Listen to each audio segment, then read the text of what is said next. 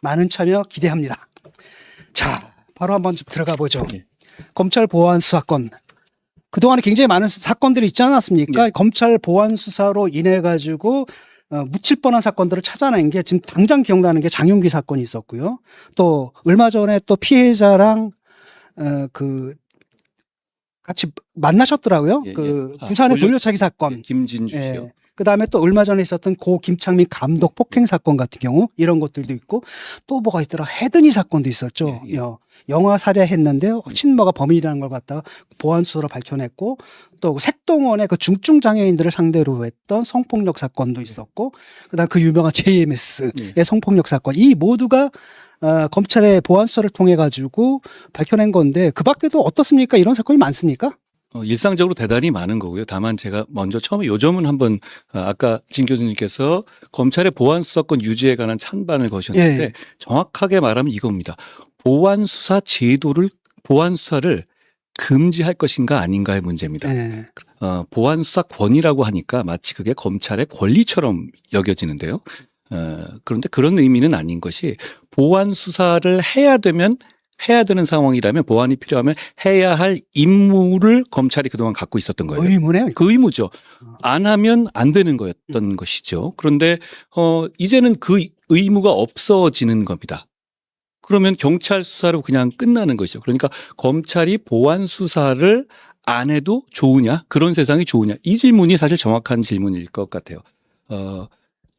이게 그 수사와 기소라는 것은 범죄인을 하기 위한 절차잖아요. 예. 그런데 기소와 수사는 결합되어 있을 수밖에 없어요. 왜냐하면 기소는 수사로 인한 수사로 나온 증거를 가지고 기소하는 것이고 재판을 할 사람이 부족한 부분을 메꾸는 수사를 할 수 있어야 재판에서 이길 수 있는 것이거든요. 그런데 이걸 아예 아무것도 못하게 한다라는 것이죠. 그런데 진 교수님 지금 아주 무시무시한 사건들, 경찰이 조작한 사건들, 경찰이 말도 안 되는 태만으로 어떤 사건 자체를 진행하지 못했던 것들이 나중에 밝혀진 이런 사례를 말씀하셨는데 거기까지 갈 필요도 없이 지금 이대로라면 어떤 사건이 구속으로 송치가 돼도 그 구속으로 넘어온 피의자를 검사가 만나서 조사해서 물어볼 수가 없는 겁니다. 그것도 수사거든요. 그리고 구속된 피의자가 와서 그 구속된 피의자에 대해서 어떤 새로운 사실 조회를 확인하려고 하더라도 그건 안 되는 겁니다.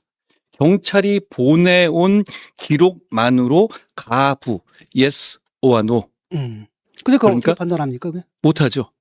그러면 어떻게 되냐면 기본적으로 이제는 앞으로 민주당이 만드는 세상에서 검사는 판사처럼 행동하게 될 거예요. 그러니까 그러니까 이 사건을 정의를 구현해야 되겠다라는 이 사건의 책임자로서가 아니라 이 사건에 대해서 이 사건을 어떤 채로서 법의 채로서 통과할 것이냐 말 것이냐를 결정하는 사람이 되고 책임지지 않는 이 위치가 되겠죠. 그러면 기소 자체는 대단히 보수적으로 될 거예요. 그러니까 굳이 더 찾아내서 기소하는 게 아니라 이 정도 단계에서 부족하면 기소하지 않게 되겠죠. 예.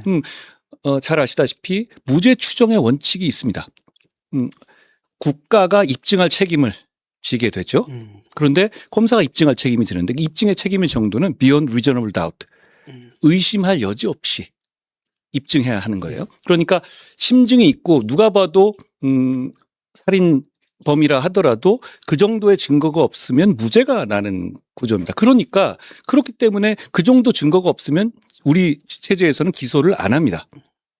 그러면 그런데 그 증거를 검사가 조금 더 자기 일처럼 해가지고 찾아내서 보강할 수도 있고 지금까지는 늘 그래왔어요.